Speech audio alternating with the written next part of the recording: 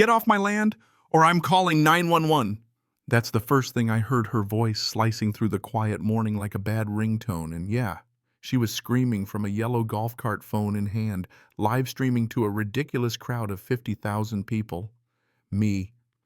I just kept on fishing at Silverwater Lake like nothing was wrong, not even bothering to glance up. She shrieked again. This is Coleman property, already dialing the cops and giving the full reality show treatment to her fans. You'd think I was out here setting the place on fire or something, the way she spun at a dangerous trespasser, she said, refusing to leave. And sure enough, not 5 minutes later, sirens, blue lights, 3 cop cars, like I was John Dillinger holding up a lemonade stand. Patricia Coleman was practically glowing with self-righteous triumph, still babbling to her live stream as the officers approached. But when Chief Rodriguez started reading through my paperwork, I saw his hands start to shake. That's when it all went sideways for her anyway. Now, if you'd seen this woman, you'd know exactly the type. Every detail dialed up to 11, blonde bob designer tennis skirt, HOA president polo shirt with the sleeves rolled up like she was about to hand out citations for crooked mailboxes. And that morning she was in rare form parading for the camera. Good morning, my beautiful supporters. It's your HOA president, Patricia Coleman, coming to you live from gorgeous Silverwater Lake. She sounded like a cut-rate real estate agent who got her license out of a cereal box, but hey, the audience was eating it up. She's out there talking about paradise and no outsiders until her camera finds me. And boy, you could see the switch flip. Suddenly the smile drops and it's, oh my God, everyone look at this, like she just found Bigfoot eating her begonias. She stormed out of that golf cart, heels clicking, phone thrust in front of her like a cross. Excuse me, sir, excuse me, I could hear her. Fine hell. So could the folks fishing across the lake, but I just took another bite of my sandwich and kept my eyes on the water. Sometimes the best way to deal with crazy is just to let it bounce right off you, you know what I mean? But that only made her more determined. She started spouting off about Coleman land and her family building this community, reciting the script for her followers who were probably already searching for the donate button. I found it kind of funny, her version of the Coleman legacy, the way she puffed it up. Public records put her folks here maybe 70 years tops, but she had her viewers convinced it was some kind of founding family dynasty. Right then, my phone buzzed. I glanced at the caller ID and just answered, keeping it casual. Yeah, she's here, just like you said, right down to the golf cart. The voice on the other end gave me the green light. Let her escalate. I was ready. Patricia didn't miss a beat either. Are you threatening me? Everyone heard that he's threatening me. She spun the camera back on herself. Cue the trembling lip, cue the tears, and you could see the donations rolling in. Some folks just know how to work a crowd. I stood up, and if you'd listened to Patricia's play-by-play, you'd have thought I was brandishing a shotgun instead of tossing a sandwich wrapper in the trash. She went full soap opera. He's approaching me. Someone call the police. All I could do was shake my head. If there's a master class in drama, she'd be teaching it. Meanwhile, the viewer count on her stream shot up 5,000, then 10, then 25,000. People love a spectacle, don't they? The cops showed up right on cue, lights, sirens, the whole 9 yards. Chief Rodriguez stepped out, and you could see he was tired. This wasn't his first time dealing with Patricia. Mrs. Coleman, we meet again, he said, trying not to roll his eyes. She shoved her phone at him, demanding justice in front of her online army.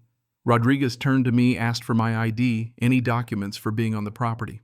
No problem. I walked to the cabin, came back with a folder. Everything was in there.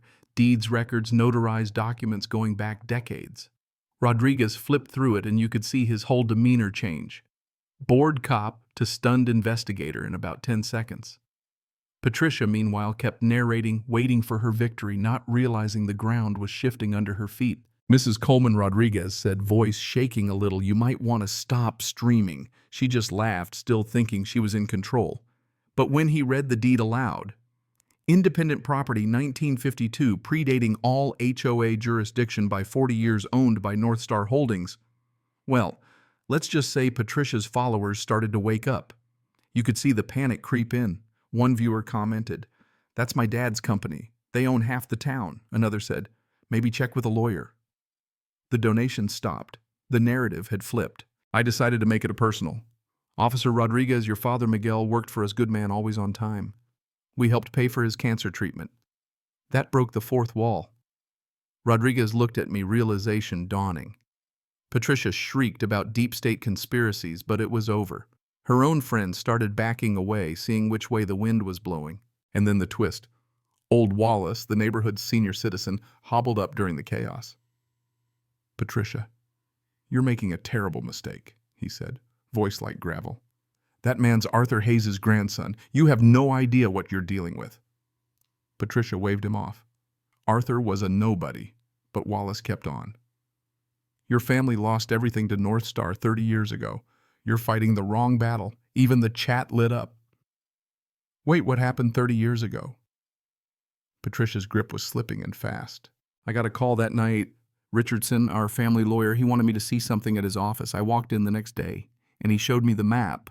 Oakage County, more than half of it owned, directly or indirectly, by North Star Holdings, my grandfather's company. All the schools, utilities, even the county building itself." Richardson just smiled and clicked through the records. "Every house in Silverwater pays ground rent to North Star, except one, Patricia's. She'd been living in a house her family lost decades ago, never realizing she was just a tenant. She owes $20,000, $350 in back rent," Richardson said. "You want to evict her?" I told him no threats, just a standard late rent notice. Of course, Patricia got the letter on stream that night. Fake intimidation tactics, she screamed, burning the notice in her fireplace for the world to see. But her chat was skeptical. "Patricia, are you renting?" She ignored them, called for a war council, rallied her supporters for a county showdown. And what a circus that was. The news vans, the protesters, Patricia grandstanding for the cameras. But when it came time for the actual hearing, Richardson took the floor, calmly laying out every document on the projector, turning the map blue property by property, showing the truth for everyone to see. The final blow: Patricia, 3 months behind on rent, never owned a square foot of what she called Coleman land. The crowd turned on her right there. She screamed about conspiracies and deep fakes, but nobody was buying it anymore. After her humiliation, Patricia spiraled hard. That night, she streamed from her house, disheveled, half-drunk, raving about taking back power. And then, like some low-budget supervillain, she live-streamed herself breaking into the Silverwater substation at 3 a.m., cutting the power lines. Half the county went dark: hospitals, water, everything. Only my cabin, running on backup, still had lights. She called it revolution. The FBI called it domestic terrorism. By dawn, it was all over the news, her mugshot everywhere, helicopters overhead, folks demanding justice. Patricia tried to barricade herself in the old Coleman mansion, streaming to her last dozen diehards. When the FBI finally dragged her out, she was screaming about sovereign Coleman land. The charges stacked up: terrorism, embezzlement, tax fraud, wire fraud. And that's not even counting the HOA money she'd stolen for years, new cars, trips, the works, all paid for by her paradise. 3 days later, the community gathered, sitting in the dark while I explained the damage, millions in repairs, years of lies. North Star offered to pay for everything, but only if the HOA dissolved, replaced with real management, and new leases signed with protections for everyone. Unanimous vote: nobody wanted another Patricia Coleman in charge ever again. When her sentencing came, the courtroom was packed, her old supporters wanting to see it through. The judge didn't buy her story about protecting heritage. 20 years minimum.